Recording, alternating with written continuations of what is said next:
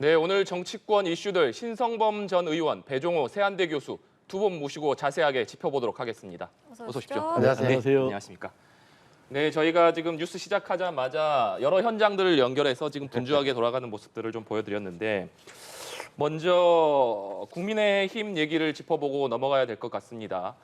당초 새로운 비대위원장으로 박주선 전 국회 부의장이 유력하다 이런 관측들이 많았는데 조금 전에 권성동 원내대표 발표에 따르면 정진석 국회 부의장이 새로운 비대위원장직을 수락했다 이렇게 발표를 했습니다.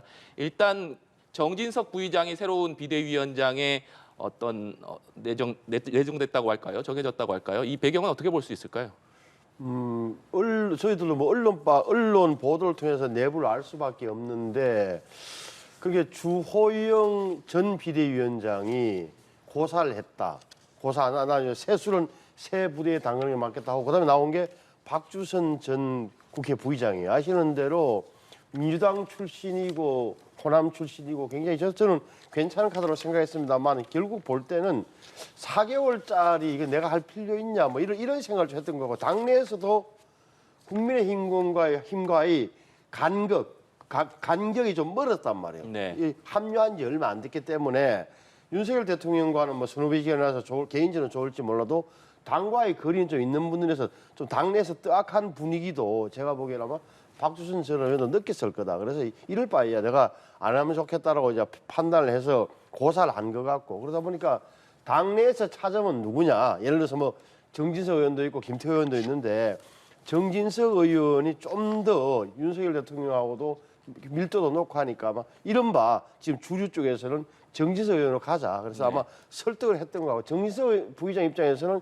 연말이 임기 부의장 말이에요. 그만둬야 되는데 뭐 가능하다고 판단했고 당을 위해서 헌신하는 모습도 보여줘야 되겠다. 어차피 비대위원장도 임시직이긴 하지만 당대표 역할을 하는 거니까 그렇게 해서 이루어졌다고 보는 게 좀 합리적 판단이 추론 아닐까 싶습니다. 예, 오선의 정진석 국회 부의장이 이제 국민의힘의 새 비대위원장이 된다면 이것이 좋은 카드다라고 생각하시는지도 궁금하고 정진석 의원 하면 아무래도 윤핵관으로 분류가 되기도 했었기 때문에 이번 인선이 결국엔 윤심이 좀 작용했다라고 평가를 해도 되는 건지 어떻게 좀 분석하고 계신 건지 궁금합니다. 일단 지금까지 거론된 사람들 다 보면은 역시 이제 윤심이 작용했다라고 볼 수밖에 없는 거 아니겠습니까?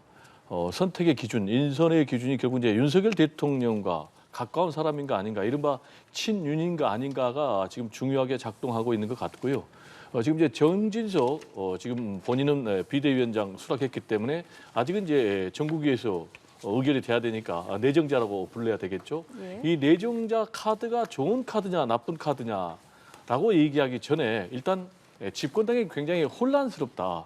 왜냐하면 이틀 전까지만 해도 지금 전 주호영 비대위원장이 확실시 됐지 않습니까? 그런데 어제 갑자기 이 박주선 전 국회 부의장으로 또 유력시 된다 했는데 갑자기 또 오늘 정진석 의원으로 바뀌었단 말이에요. 네. 국회 부의장으로. 이 얘기는 그만큼 지금 집권당의 내부가 혼란스럽다. 그리고 일문란에 허덕인다. 왜냐하면은 이게 지금 숙제만 있고 권한은 없는 거예요. 정확하게 얘기하면은 다음에 전당대회를 준비하는 그런 비대위밖에 안 되거든요. 거기다가 사법 리스크가 여전히 남아있거든요.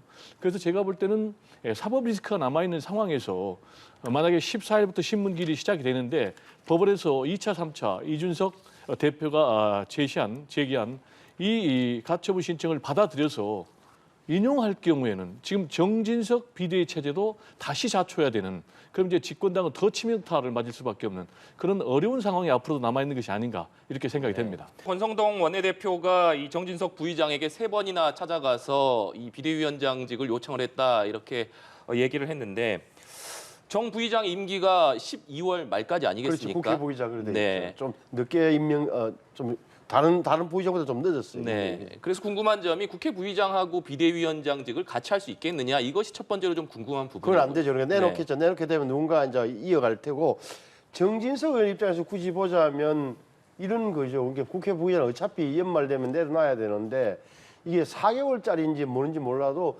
비대위원장도 당 대표예요. 당 대표. 네. 임시직이긴 하죠. 지금까지 4개월짜리잖아요. 왜 4개월짜리냐? 아시는 대로 지금 다음 달 되면 국정감사 있죠. 국정감사 있고 나서는 예산이 있죠. 예산이 있으면 12월 달까지 쭉 계속 전당대회를 못 여는 상황이 되는 거예요. 네. 그래서 좋거나 싫거나 어떻게 현실적으로 본다면 1월 전당대회가 되는 거예요. 1월 전당대회면 9, 10, 11월 12. 그 12월 달에 아마 후보 등록하게 되면 4개월짜리 당대표다, 짧은 임기에. 또 역할이 뭐냐. 좀 더 냉정하게 이야기하면 선거관리위원장이에요. 선거관리위원장. 전당대회 당대표 선거관리위원장. 네. 그럼에도 불구하고 당에서 요구하니까 정진석 의원 입장에서는 그럼 뭐 받는 게 당연했던 그런 거다. 그러면 정진석 카드가 좋은 거냐 안 좋은 거냐. 이 문제에 대해서는 사실 그 이후의 관계, 다시 말하면은 14일 이후에 벌어지는 법원에서의 판단, 그 위에 당내 사정에 따라 다르나 제가 좀 관찰한 바로 그래도 뭐 정진석 부회장이 아시는 대로 언론사에서 정치 부기자 생활도 오래 했고 정치 감각이 있기 때문에 저는 뭐 잘 헤쳐나갈 수 있을 거라. 다만 이준석 전 대표, 바깥에 나가 있는 이준석 전 대표와는 지난번에 아시는 대로 우크라이나 방문 때문에 굉장히 개인적으로 많이 부딪혔던 저게 어떤 영향을 미칠까 하는 그 대목은 약간의 의문점으로 남아요. 네. 전당대회 선거관리위원장으로서의 역할이 좀 강할 것이다 이렇게 말씀을 주셨는데 당초 박주선 부의장이 새로운 비대위원장 후보로 거론될 때는 아무래도 이 비대위가 좀 관리형 비대위가 될 것이다 이런 전망이 많았었는데 정진석 비대위는 앞으로 좀 어떤 성격을 띠게 될 것으로 예상을 하십니까? 뭐 제가 볼 때는 역시 관리형 비대위가 될 수밖에 없어요. 말씀드린 대로 전당대회 준비하는 것 외에는 다른 특별한 역할이 없다. 그리고 이 지금 정진석 비대위 체제가 출발한다고 해도 그 체제가 법적으로 인정받을지 안 받을지도 지금 굉장히 불투명한 상황인데 주호영 전 비대위원장 카드가 굉장히 유력했다가 결국은 고사 형식으로 본인이 드랍한 거는 뭐겠습니까? 명분이 없는 거예요. 새로운 비대위라고 하면서 도로 주호영 체제냐. 그래서 이제 법적 리스크가 굉장히 높아지고 그리고 당내에서도 반발이 있었고 또 추석 민심에도 상당히 부정적이다. 정진석 의원의 이 비대위원장직 수락과 관련된 기자회견 일단 어떻게 보셨는지부터 좀 들어봐야겠습니다. 정진석 의원의 저 표정이나 이런 거는 좀 보수 정당의 당수다운 모습은 보여요.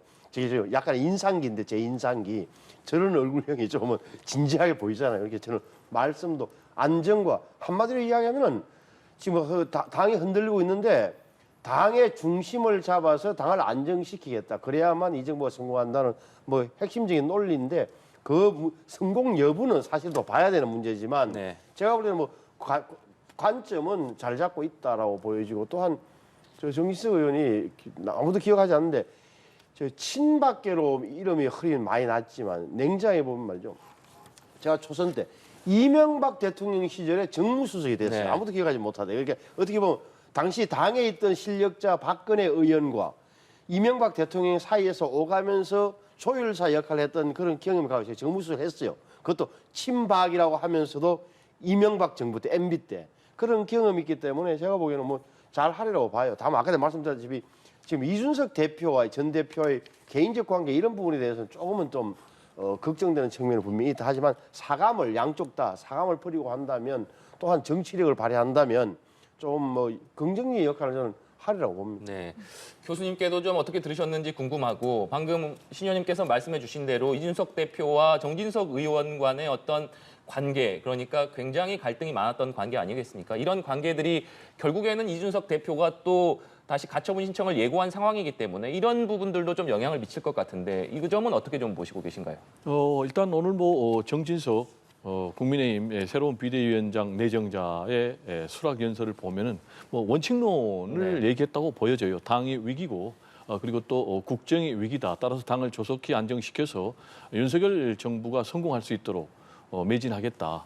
그러면서 이게 독배다라는 표현을 썼지 않습니까? 그럼에도 불구하고 집권 여당은 이제 무한한 책임을 지기 때문에 피하지 않겠다라고 했는데 문제는 이 사법 리스크를 극복할 수 있느냐라는 것이 이제 역시 가장 큰 문제예요. 아까 말씀드린 대로 이 부분 또한 인용이 된다면은 정진석 새로운 비대위 체제도 다시 자초해야 되거든요. 근데 과연 이 법원에서 2차, 3차 추가 가처분 신청에 대해서 어떤 판단을 낼 것인가라는 것을 좀 전망을 해보면은 저는 결코 국민의힘이 유리하지가 않다.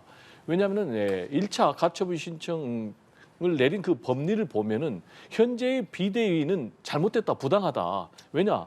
비상 상황을 만들었기 때문에 그렇다. 그리고 또 비상 상황을 일부러 만들어서 비대위 체제를 출범시켜서 당원과 국민들의 손에 의해서 뽑힌 대표를 쫓아냈다. 이거는 정당 민주주의에 위배된다라는 것이거든요.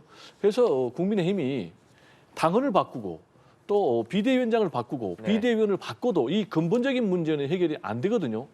그렇기 때문에 추가로 인용이 될 가능성이 굉장히 높고 두 번째로는 이러한 판단을 내렸던 황성수 부장판사가 또 같은 판단을 내릴 거거든요. 같은 여기에 대해서 이제 재판에 대해서 이 가처분 신청에 대해 결론을 내릴 거거든요. 그러면은 법리가 똑같은 법리가 적용이 되면은 역시 인용된 가능성이 높다. 그럴 경우에는 이제 국민의힘이 또 어떻게 해야 되는지 이런 문제가 남아 있는 상황이 아닌가 생각이 됩니다. 네.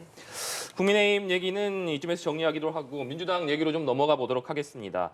민주당 이틀 전에 윤석열 대통령을 허위사실 공표 혐의로 서울중앙지검에 고발 조치를 했었는데 오늘 이 당론으로 채택했던 김건희 여사 특검법 발의한 데 이어서 또다시 윤석열 대통령을 허위사실 공표 혐의로 검찰에 고발을 했습니다. 뭐 민주당이 말 그대로 전방위적으로 좀 윤석열 대통령을 향한 공세를 이어간다 이렇게 볼 수 있을 것 같은데 이 배경을 어떻게 좀 보고 계십니까? 이거는 정확하게 좀 더 제 느낌상으로 얘기하면 난사 마구 쏘는 거죠. 그러니까 왜냐하면 대통령이 아시는 대로 뭐 내란에 외환의 죄가 아니면 형사소추 안 되는데 5년 후 2027년 5월 퇴임 후에 조사받을 겁니다라고 하면서 허위사실 공표 선거법 위반으로 대통령을 고발하는 게 무슨 의미가 있는지 잘 모르겠고 두 번째는 김건희 여사 이거 특별검사 말이죠. 보죠. 명칭이 윤석열 대통령 배우자 김건희의 주가 조작, 허위 경력, 뇌물성 후원 사건 등 진상 규명을 위한 특별검사 임명에 관한 법률이에요. 세 가지. 주가 조작, 허위 경력, 뇌물성 후원 사건. 뇌물성 후원 사건은 커바나 컨텐츠. 네. 검찰 간부 시절에 그 검찰 간부 된다니까 아마 그 부인한테 뭐 후원금 이건 다 경찰에 끝나고 허위 경력은 본인이 김건희 씨 본인이 나와서 자백을 하는 사항이잖아요. 내가 젊은 시절에 돋보이려고 잘 보이려고 허위 경력을 좀 부풀렸다. 우리말로 뻥튀기를 했다. 부풀린 이 사안이고 이거는 이미 공소시효가 아무리 잘못됐더라도 공소시효가 지나가고 처벌이 불가하기 때문에 아웃된 거예요. 주가 조작이 지금 수사 중이에요. 그리고 지금 새로 나왔다는 것도 들어보면 어떤 취지냐면 2010년, 12년 전이죠. 지금으로 12년 전. 정확하게 말하면 윤석열 대통령하고 당시 뭐 검사하고 결혼하기 전에 일인데 그거 보면은 그렇잖아요. 결국은 주가 그 계좌 정권사의 직원이 김건희 씨한테 전화해서 물어보는 거잖아요. 물어보는 거. 왜 물어봤습니까? 김건희 씨가 계좌를 누구한테 맡겼어요. 왜? 주가 조작 선수인 줄은 아닌지는 알고 모르지만 이모 씨한테 맡겼어요. 근데 이 사람이 주문을 내는 거예요. 주문을 내면 자 정권사 계좌 이 앞에 단말기 앞에 앉아있는 직원 입장에서는 프로토콜 일의 순서가 계좌 명의주인 김건희 씨한테 물어봐야 돼요. 그러면 이 김건희 씨가 뭐라고 하냐? 뭐 사라고 합니까? 사라고 그래요? 네, 그럽니다. 그럼 사세요. 이런 식의 왔기 때문에 이걸 보고 김건희 여사가 직접 주문을 했다고 판단하기 약간 이런 대목이 있다. 이런 거란 말이에요. 이걸 가지고 왜 그러면 이렇게 하느냐? 왜 하느냐? 아니 그 앞에 그럼 이 특검법이 현실적으로 가능하냐? 다시 말해 특검이 가능하냐? 이게 특검이 안 돼요. 불가능하다니까요. 첫째는 법사위의 현재 구성상 법사위원장은 김도읍 국민의힘 의원이에요. 예. 민주당이 넘겨줬어요. 그리고 이 패스트 트랙을 만약에 올리려고 해도 전체 의원의 5분의 3이 찬성해야 돼요. 5분의 3은 180명이에요. 민주당 의원 플러스 정의당이 다 붙어도 180이 안 돼요. 패스트를 안 돼. 그다음에 패스트를 통과한다 칩시다. 그럼 이게 저 대통령한테 넘어간다. 대통령이 당연히 그런 절차적 문제를 삼아서 거부권을 행사할 거다. 이런 일련의 흐름을 쭉 보면은 이 법안이 법안으로서 불가능한데 왜 이렇게 밀어붙이느냐. 우리만 당할 수 없다. 이재명 우리 대표와 김혜경 여사만 당할 수 없다. 물타기에 어떻게 보면 그런 거죠. 정확하게 말하면. 그래서 이것은 뭐 정서적으로도 그렇고 제가 보기엔 법리적으로 보면 안 되는 사안을 민주당에서 뻔히 알면서 추석에 앞두고 적어도 김건희 이름을 좀 추석 밥상에 올려서 이재명, 김혜경을 좀 눌러보자는 이런 전략적 판단이 깔려 있다고밖에 안 보여요. 예, 네. 민주당이 결국에는 사실상 특검도 그렇고 실현 가능성이 낮은 것들을 계속해서 공세를 펴면서 여론몰이를 하고 있다라는 지적이신데요. 일단 뭐 우리 신 의원께서 물타기라고 말씀을 하셨는데 김건희 여사의 주가 조작 의혹이 과연 물타기일까요? 김건희 여사의 주가 조작 연루 의혹과 관련해서는 일단 10억이라는 거액의 돈이 주가 조작에 사용이 됐잖아요. 그리고 또 본인의 계좌가 또 거기에 사용이 됐잖아요. 장모의 계좌도 됐잖아요. 그리고 또 실제로 거래가 됐고, 그리고 또 증권사 직원에게 그걸 그럼 사도 된다라는 그런 통화 녹취록까지 있거든요. 그리고 관련자들은 5명이나 다 기소가 돼가지고 사법처벌을 받았어요. 근데 김건희 여사만 조사조차도 받지 않고 있는 이런 상황. 여기에 대해서 국민들은 어떻게 생각을 할까요? 의혹이 있다라고 생각할까요? 의혹이 없다라고 생각할까요? 근데 이 의혹에 대해서 문제 제기를 하는 것이 물타기라고 단정하는 것은 제가 볼 때 좀 지나친 것 같고, 지금 또 추가로 윤석열 대통령을 고발한 게 뭐냐면은 공직자 재산 신고에 김건희 여사가 지난번 나토 순방 때 착용했던 이제 보석 장신구 문제가 있어요. 보니까 목걸이가 6천만 원짜리, 그리고 또 브로치가 2,600만 원, 그리고 팔찌가 1,500만 원인데 이것과 관련해서 지금 뭐 대통령실에서는 빌렸다, 그리고 뭐 한 점을 샀다라고 얘기를 하는데, 이게 이제 왜 그러면 빌렸다라고 얘기를 하냐면은 만약에 신고를 누락했다면 이게 선거법 위반이 되는 거예요. 보석류 같은 경우는 이제 500만 원 이상이면 공직자 재산 신고 대상이 되거든요. 그리고 만약에 해외에서 샀다, 그러면 밀반입이 되니까 이게 또 밀수가 돼서 제가 볼 때는 뭐 빌렸다라고 얘기를 한 것 같은데, 이것도 지금 문제가 된다라고 민주당은 얘기를 하고 있어요. 왜냐? 대통령 같은 경우는 이제 포괄적 그런 이제 직무 범위를 갖고 있고 절대적인 권한을 갖고 있는데, 이걸 대가를 주지 않고 그냥 빌렸다면 이게 좀 문제가 있다라는 이제 그런 문제 제기를 하고 있기 때문에 이런 부분이 과연 물타기라고만 얘기할 수는 없다. 다만 분명한 것은 여야가 지금 강대강으로 치닫고 있는 것은 분명하다. 왜냐하면 지금 검찰이 지금 파상적으로 민주당 또 그리고 이재명 대표에 대해서 지금 공세를 퍼붓고 있지 않습니까? 어쨌든 간에 뭐 지금 제1야당의 대표가 된 지 나흘 만에 전격적으로 소환, 그리고 또 압수수색까지 하고 있는 이런 상황에서 민주당도 과연 여기서 우리가 밀리고만 있을 것인가? 그러면 이제 주도권을 빼앗긴다. 그리고 또 추석 여론전에서 밀린다. 그리고 가만히만 있을 경우는 김건희 여사와 관련된 뭐 주가 조작 의혹이라든지 또 허위 학력 이력 이런 문제 등이 다 그냥 면죄부를 주어지는 그런 문제가 되기 때문에 지금 이제 강대강으로 치닫고 있는데, 이런 상황에서는 강대강으로 가면은 결국 이제 정치가 실종되고 네. 민생이 실종되고 경제가 또 외면당하는 거 아니겠습니까? 따라서 저는 윤석열 대통령이 이재명 대표가 제안한 단독 회동 제안을 받아들여서 더 이상 대결의 정치를 좀 국면을 바꾸는 그런 좀 상생의 정치로 하는 그런 정치력이 좀 필요한 상황이 아닌가 생각이 됩니다. 네, 지금 전국이 여야가 말 그대로 강대강 대치 국면 속에 있는데, 지금 교수님께서는 윤석열 대통령과 이재명 대표가 만나서 이 해법을 좀 도출해야 된다, 이런 말씀이신데, 의원님께서는 지금의 이 꽉 막힌 전국 어떻게 하면 실마리를 좀 찾아갈 수 있을 것으로 보십니까? 이게 이제 일반적으로 보면 그럴싸하게 들리잖아요. 둘이 만나서 말이야 좀 다 풀고 이렇게. 그런데 말이죠. 잘 보세요. 이게 정치적 협상과 어떻게 보면 거래로 해결될 문제로 봅니까?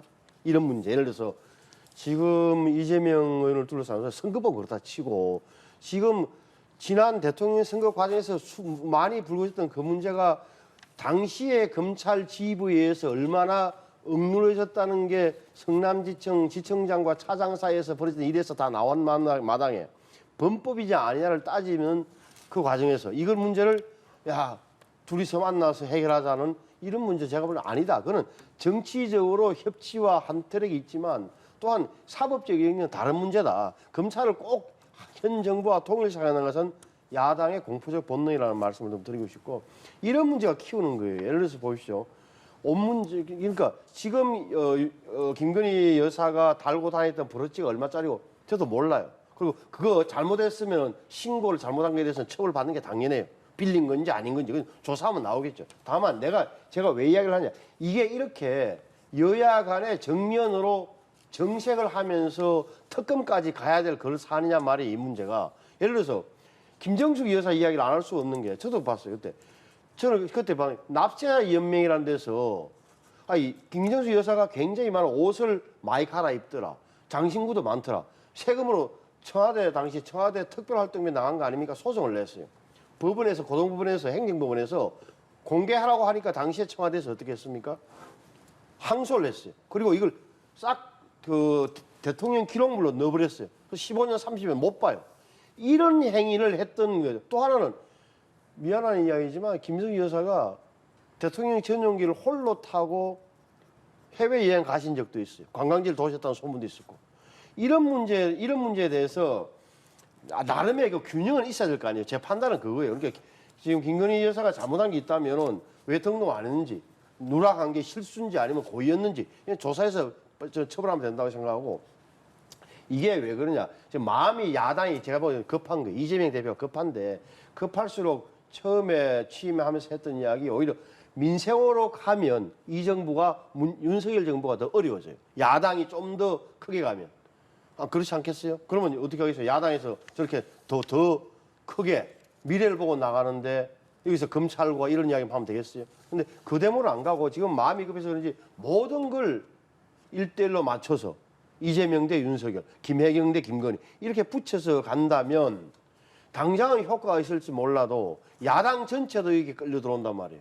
지금은 이른바 비명의원들도 명분 때문에 아니 대표가 지금 공격을 당한다는데 나도 도와줘야지라는 마음 때문에 말은 못하고 있지만 이게 길어진다고 생각해 보세요. 국민들은 또 어떻게 되겠어요? 저는 이런 대목에서는 오히려 몰라 뭐 양비론이라 할지 몰라도 좀 양쪽 다 책임이 있는 건데 먼저 움직일 쪽은 제가 보기에는 오히려 명분이 없기로는 뭐 한쪽이 아닌가 이렇게 생각합니다. 네. 제가 좀 네네. 뭐 얘기를 해야 되겠는데요. 일단 뭐 윤석열 대통령과 제1야당의 대표가 만나는 것을 거래라고 인식을 하는 건 굉장히 좀 부적절하다. 저는 지금 굉장히 민생이 어렵고 경제가 지금 위중한 상황 아니겠습니까? 이렇게 어려운 상황에서는 조건이나 형식이나 절차 없이 윤석열 대통령 그리고 제1야당의 대표 또 새로 또 뽑혔지 않습니까? 즉각 만나서 이런 민생 현안들을 함께 머리를 맞대고 협력하는 것이 저는 당연히 있어야 된다. 이건 또 국민들이 원하는 것 아니겠습니까? 그리고 수사 문제는 수사죠.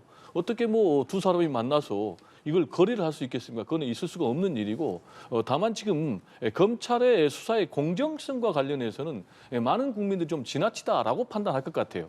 왜냐하면 일단 김건희 여사 문제와 관련해서 왜 주가 조작에 대해서는 소환 조사를 안 하느냐, 그리고 또 제1야당의 대표에 대해서만 이렇게 소환을 요구하고 압수수색하느냐 이런 판단을 할 것 같거든요. 그래서 지금 윤석열 대통령이 검찰총장 출신이고 사실상 뭐 한동훈 최측근이 법무부 장관이고 뭐 검찰총장도 지금 친윤으로 분류가 되는 이런 상황에서 곳곳에 지금 대한민국의 검찰 출신들이 포진하고 있는 검찰공화국이라고 보고 있는 이런 상황에서 과연 검찰의 수사가 공정하다고 볼 수 있겠는가라는 그런 부분도 저는 문제 제기를 하고 있고요. 일단 윤석열 대통령의 지지율이 지금 뭐 출범한 지 넉 달 만에 20%대로 추락한 이런 상황인데 이 지지율을 반등하는 것은 계속해서 뭐 검찰을 통해서 수사를 압박하고 이런 것보다는 또 대결 정국을 만드는 것보다는 당장 제1야당 대표를 만나서 아까 제가 말씀드린 대로 민생과 경제를 돌보는 그런 모습을 보여주는 것이 저는 지지를 올리는 가장 좋은 길이 아닌가 이렇게 생각이 됩니다. 예, 알겠습니다. 저희 오늘 두 분 말씀은 여기까지 듣도록 하겠습니다. 신성범 전 의원, 배종우 세한대 교수와 함께했습니다. 오늘 말씀 고맙습니다. 네, 감사합니다.